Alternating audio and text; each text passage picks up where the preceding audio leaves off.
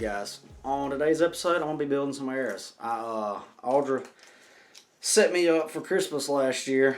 She bought me some new arrows and some arrow wraps, fletches, I mean pretty much everything, but I'm just now getting around to it, and we've been so busy fishing and whatnot that I haven't really had time to. But I went with Audra went with I didn't pick these out, by the way, but I went with the Goldtip Velocity XT 300 grains.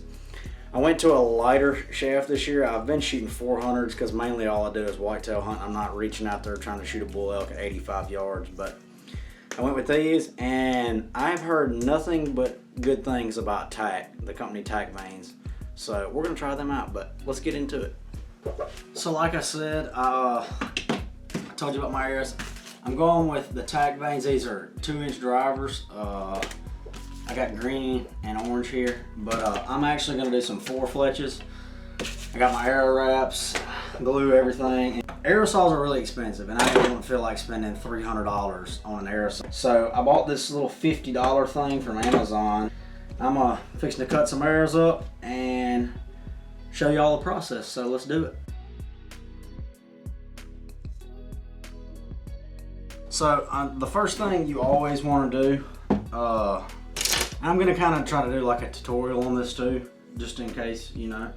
But number one thing, try to keep your hands as clean as possible.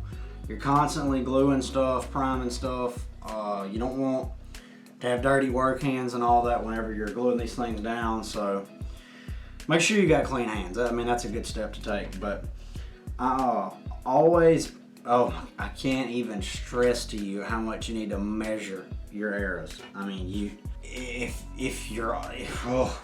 can't even find the words. You have got to measure these things 10 to 20 times, it seems like, before you just go to cutting around. I mean, make sure these things are the same size. That's a huge step. I can't even stress how huge that is, because you may have a half a millimeter off, and this thing will weigh differently, and you'll get different flights and whatever. But so I'm fixing to get my bow up here, and we're gonna get a measurement going on this puppy, so let's do it.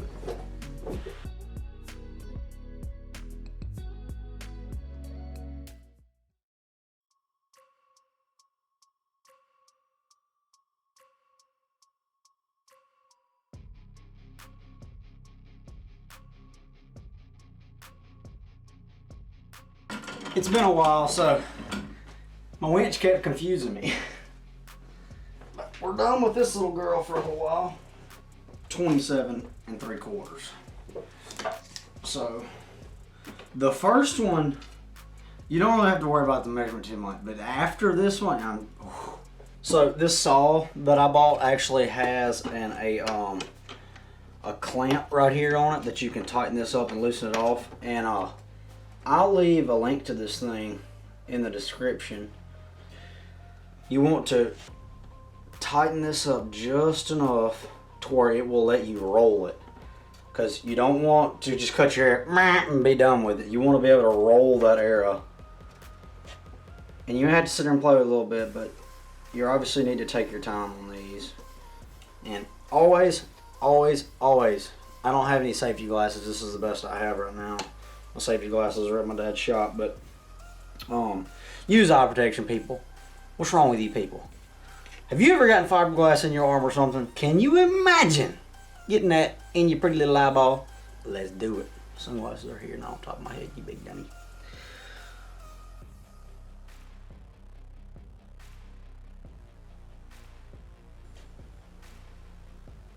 Kaboom! Not bad. And I look cool doing it. Got my shades on. All you do is because this saw is not an arrow saw, so I mean you can definitely tell it left a little ridge at one point. But all you do is you just take a cordless drill, Team DeWalt, by the way, not Milwaukee. You guys pay too much. But you just put that in here. Oh boy. Put that puppy in there in the drill. I'm sorry, I'm not even getting y'all in the picture. There's a whole lot of mud in here. You just take that sucker like that, slide it into the arrow, and just give her a little bump. Probably gonna wear some eye protection for this too. And you know, because I'm being safe and all. Just gonna take it and just square it up. And I can feel it kind of wobbling a little bit, so I know that means it wasn't square, and just like that. Boom. Oh, I'm sorry, y'all missed all that. I'm so sorry. But just square it up real good. And now, so I cut that at 27 3/4. I don't want to bore y'all to death watching me cut areas, so I'm just going to go ahead and cut all these, and then we'll get to the fletching links. See you in a minute. So I got all my arrows cut, and if I'm off by a little bit, I'll just take my squaring tool. I know this probably isn't very professional, but I'll take my squaring tool and just knock it down a little bit. I always try to cut it. Oh, them babies are perfect. Yep, absolutely beautiful. But I always try to cut it a little extra just in case, because I'd rather have too much. Not enough, boy. I didn't take a lot of footage, but when I'm squaring it, you're not sitting there just pounding your area in there on that file. You just barely want it to touch it, and just file down the end of it. So we're done with that. I'm supposed to go wash my hands, because as you can see, whenever you're cutting these, it gets really dirty. I mean, you get little pieces of carbon fiber. But yeah, I'm gonna go wash my hands, be right back.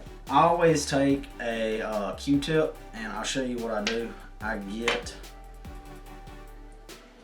I've got alcohol in a little squirt bottle, and I'll take it and I'll just get it just a little bit on that tip. I don't want to soak it down. And I'll hold my arrow upright and watch this. Let me show you something. Look at all that soot that come out of the inside of that arrow. And I'll do this on every single arrow, and basically just take your time. You just don't want any of that extra stuff in there. Alright, so now that we have cut our arrows, what I'll do next is clear all this junk out of my workspace. The reasoning for the cardboard, so whenever I get my wraps, let me go ahead and get these open.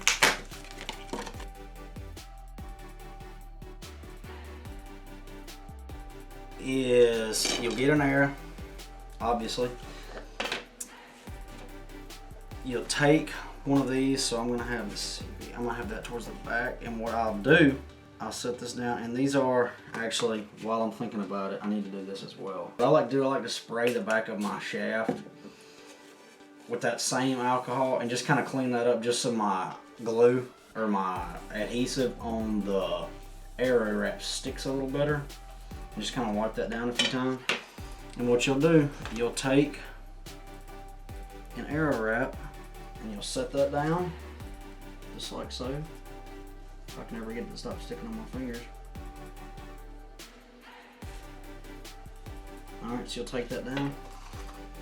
And I like, to the point I was getting to, I like using the cardboard because it helps me, you can actually push down and kind of roll it a little better. But you'll just mark out, I like getting my arrow wraps as close to my nock as I can. And that looks pretty straight right there, I think. And once you get that on there, you can kind of push down and let it roll. And that way you're not pushing on any kind of hard surface, but you'll push down, let that sucker roll just like that.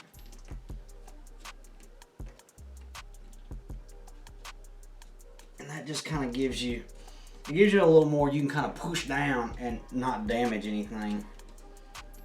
So you want to kind of roll that pretty hard, push down pretty hard on that. Yep, there's our first arrow wrap.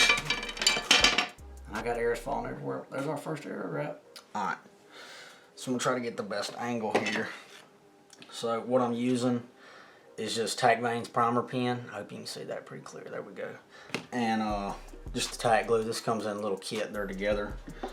So I'm using the Bitzenberger jig, and I've got it set on 90 degree because I'm for fletching. Well, let me show you that real quick.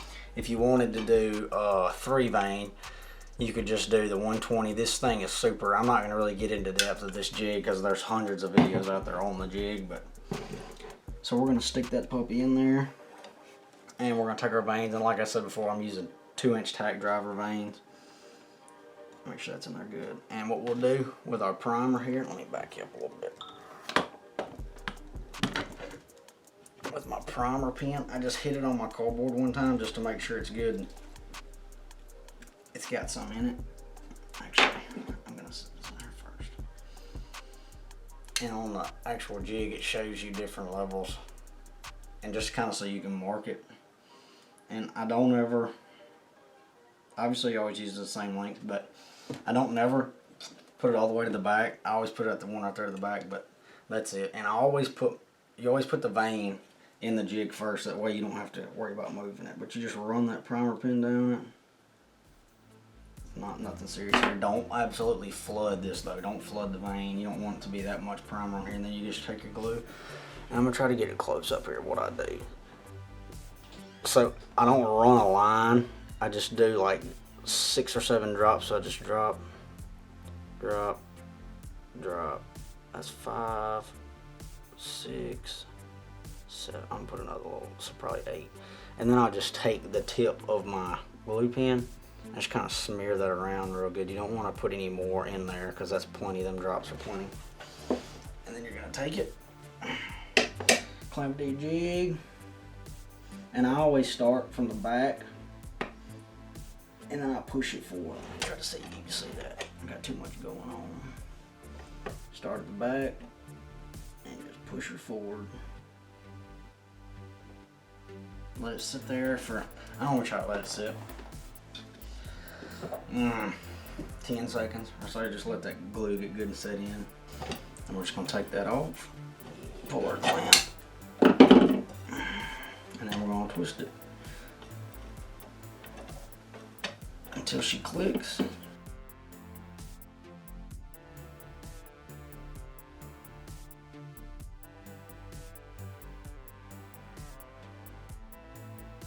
I'm too impatient, I can't wait 10 seconds. Boom. There's the second one.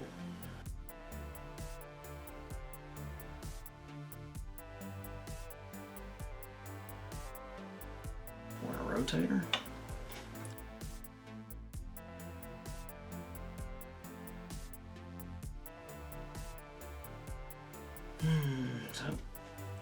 Alright, so here's the little tip I was telling you about. So that's your fully fletched arrow. I've got a bunch more to do.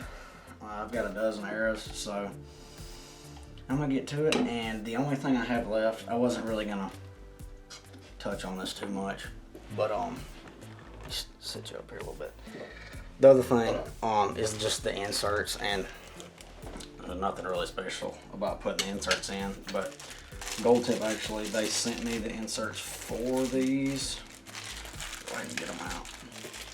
And I think pretty much all of them send you the same ones, but I use this boning insert iron. Dibble up, just you want to try to make, because that you use a lot more of that than you do for your fletching, so you want to try to make you want to try to use the exact same amount on everything. So try to kind of get a pattern going, and then when you do, you're just going to push that insert in there, and when you do, kind of hold it tight as best you can. It's got the little grooves in there, but once you get your glue in there, push it down and twist it the most you can, because you want that glue to really wrap all the way around it. But that's all there is to that. It's nothing really major. Anyways, hope y'all enjoyed it, and see y'all on the next one. Give us a like or a comment if you like this video. Yeah, I'm talking to you. Have a good one.